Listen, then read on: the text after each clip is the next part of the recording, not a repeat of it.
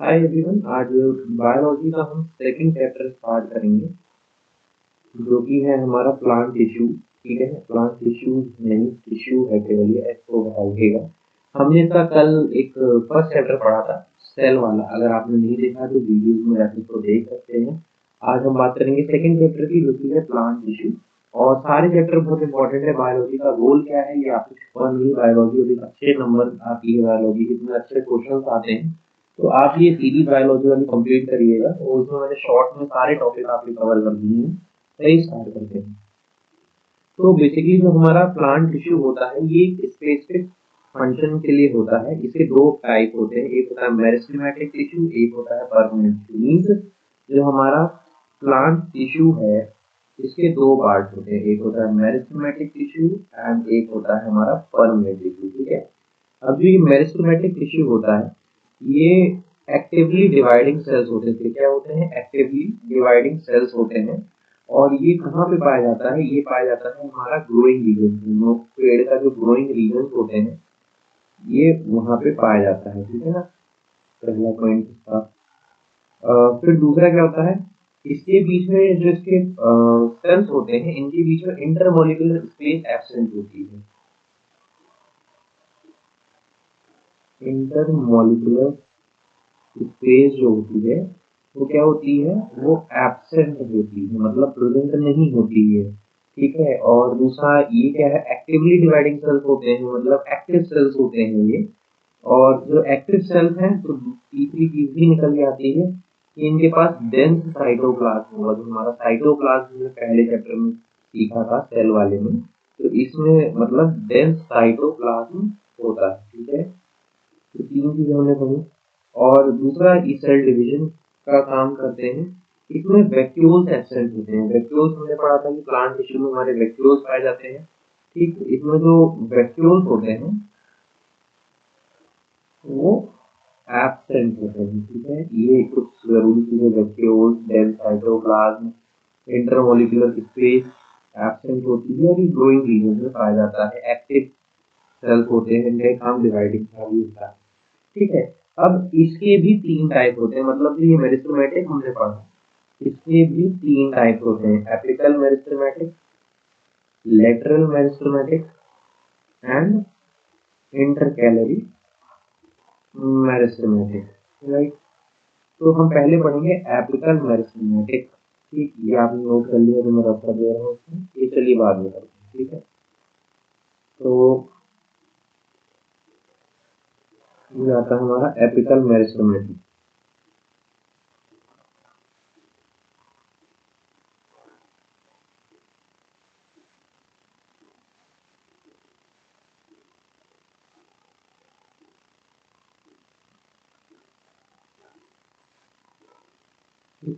Apical meristematic क्या होता है? Found at the tips of root and shoot responsible for increase in length. मतलब ये होता है, ये रूट्स और टिप में पाया जाता है, और किसके लिए इम्पोर्टेंट होता है? लेंथ इंक्रीज करने के लिए इम्पोर्टेंट होता है। इसका कुछ काम और भी होते हैं कि बेसिकली जो भी प्लांट की लेंथ बढ़ती है, ठीक है ना, तो उसका एक हमारा ये भी कारण होता है, एपिकल मेरिस्टेम। ठीक है, फिर आते हैं हम इसके दूसरे पार्ट में, जो कि हमारा लेटरल मेरिस्टेम। तो इसका काम क्या होता है लेटरल वाले का? लेटरल ये कहाँ पे होता है? Found along the sides of the stems and the roots. और बेसिकली हम ये भी बोल सकते हैं कि ये कहाँ पे प्रेजेंट होते हैं? ये प्रेजेंट होते हैं बीनीथ द बार्क, मतलब जो हमारा पेड़ का बार्क होता है उसके नीचे होते हैं, बीनीथ।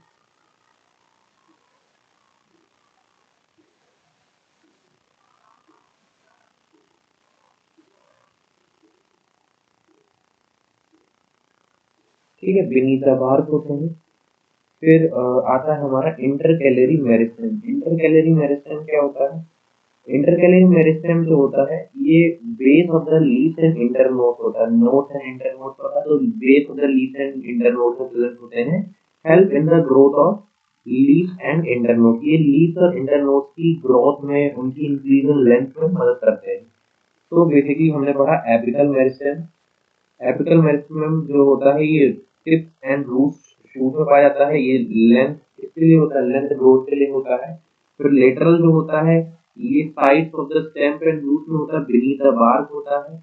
इंटरकैलरी की बात करो तो ये base and leaves and internode में होता है और इनकी ग्रोथ में या लेंथ इंक्रीज करने में मदद करता है। फिर इसकी कैरेक्टरिस्टिक प्रॉपर्टी होती है कि स्मॉल सेल्स होते हैं, थिन सेल वॉल्स होती हैं, लार्ज न्यूक्लियस होते हैं, नो वैक्यूल्स। तो मैंने पहले ही बताया था कि मेरिस्टेम में हमारे वैक्यूल्स नहीं होते, तो ये कैरेक्टरिस्टिक है कि स्मॉल सेल होते हैं, थिन सेल वॉल्स होती हैं, लार्ज न्यूक्लियस होता है इनका और वैक्यूल्स नहीं होती हैं।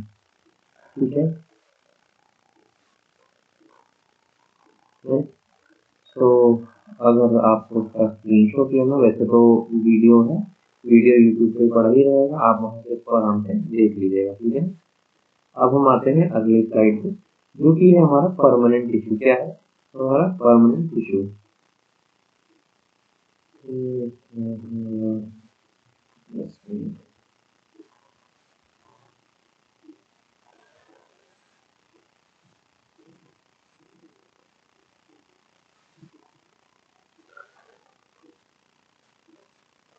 हाँ, तो परमानेंट टिश्यू पे हम आते हैं। तो परमानेंट टिश्यू जो होता है, formed from meristematic tissue, one cell lose the ability to divide, they perform specific function। मतलब जो हमारे परमानेंट टिश्यू होते हैं, पहली बात तो मैं इसकी प्रॉपर्टीज आपको साइड में बता देता हूँ।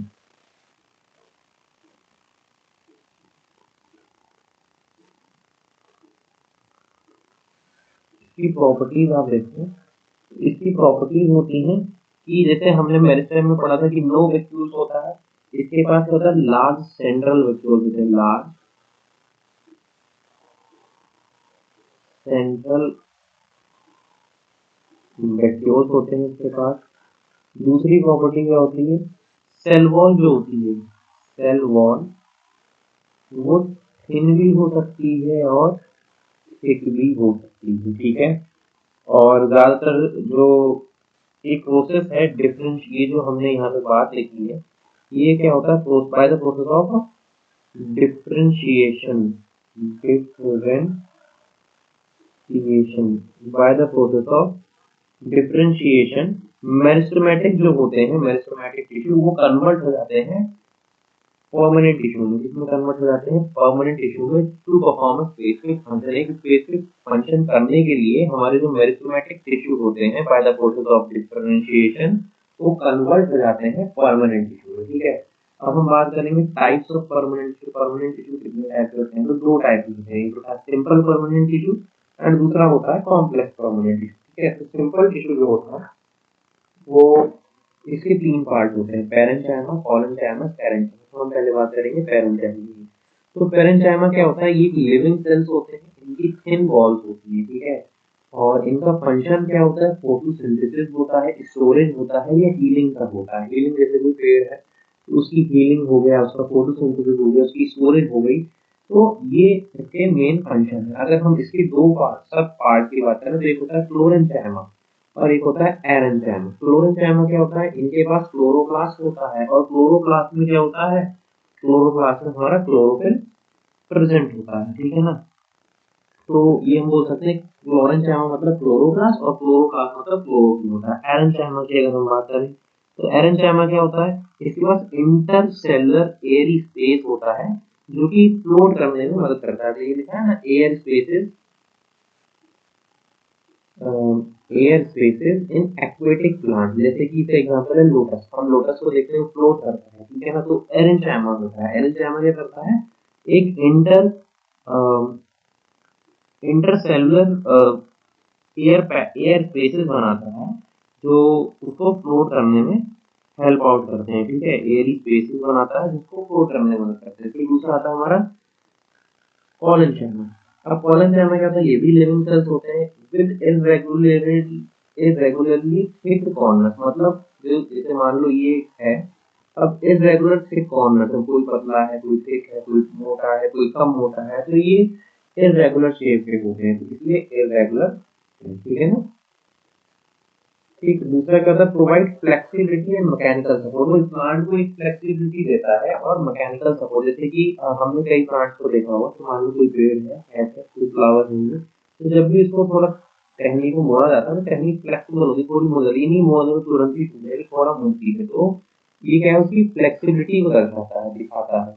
और उसका मैकेनिकल सपोर्ट, जो प्लांट ऐसे खड़ा है, ये हवा चली तो प्लांट तुरंत गिर पड़ा, ऐसे भी नहीं होता। तो प्लांट में जो ये मैकेनिकल सपोर्ट और फ्लेक्सिबिलिटी होती है, ये हमारी होती किस वजह से है, ये हमारी होती है कॉलेंचाइमा की वजह से। फिर आता है स्कैरेंचाइमा। स्कैरेंचाइमा जो होता है, ये डेड सेल्स होते हैं with thick walls, provide strength and rigidity. और ये थिक वॉल्स होती है लिग्निफाइड होती है, मतलब इनके पास जो सेल्स होते हैं, हमने दोनों पढ़ा पैरेंचाइमा कॉलेंचाइमा की, इसमें लिविंग सेल्स होते हैं, लेकिन स्कैरेंचाइमा में डेड सेल्स होते हैं और इनकी वॉल थिक होती है। ये स्ट्रेंथ और रिजिडिटी दोनों प्रोवाइड करते हैं, ठीक है ना। टफनेस वाला इशू जो बात होती है वो ये प्रोवाइड करते हैं, ठीक। और ये बेसिकली आउटर पार्ट में होता है, जो ये पैरेंचाइमा होता है हमारे कौन से पार्ट में होता है, आउटर पार्ट में होता है, ठीक है। पेज का आपको क्लियर है, जो भी डाउट हो आप कमेंट सेक्शन में जरूर बताइएगा, ठीक है ना। अब हम आते हैं नेक्स्ट स्लाइड पे, जो कि हमारा लास्ट पार्ट इसका परमानेंट था, जो कि कॉम्प्लेक्स परमानेंट टिश्यू। जो ये कॉम्प्लेक्स परमानेंट टिश्यू होता है, इसके दो पार्ट होते हैं, जाइलम एंड फ्लूइम। तो जाइलम का काम होता है ट्रांसपोर्टेशन ऑफ वाटर। अब इसमें होता है ट्रेचोइड, ट्रेचाइड्स, वेसल्स, जाइलम पैरेंचाइमा, जाइलम फाइबर, ठीक है। ये इसके सब पार्ट होते हैं बेसिकली। तो अभी थोड़ा सा मैं इनको भी बता देता हूँ आपको कि जैसे जाइलम होता है ना, तो इस जाइलम में वन वे कंडक्शन होता है, मतलब वन वे का रास्ता होता है, एक तरफ का रास्ता वन वे कंडक्शन होता है, ठीक है। और वाटर जो है transport water, water and minerals का ट्रांसपोर्टेशन करता है, वाटर एंड मिनरल्स का ट्रांसपोर्टेशन करता है। जो ये हमारा जाइलम पैरेंचाइमा है, ये क्या करता है, जाइलम पैरेंचाइमा का जो काम होता है, इसका काम होता है फूड स्टोरेज। क्या काम होता है इसका, फूड स्टोरेज, फूड स्टोरेज का काम करता है, ठीक है। और जो ये है जाइलम फाइबर, ठीक है ना,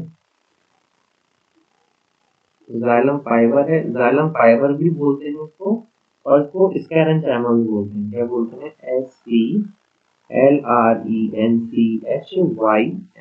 स्क्लेरेंचाइमा भी बोलते हैं, ठीक। फिर दूसरा था फ्लोएम। फ्लोएम क्या होता है, ट्रांसपोर्टेशन ऑफ फूड होता है, लेकिन इसमें और उसमें बस ये अंतर होता है कि जैसे वो वन वे कंडक्शन था, ये क्या है, ये टू वे कंडक्शन, टू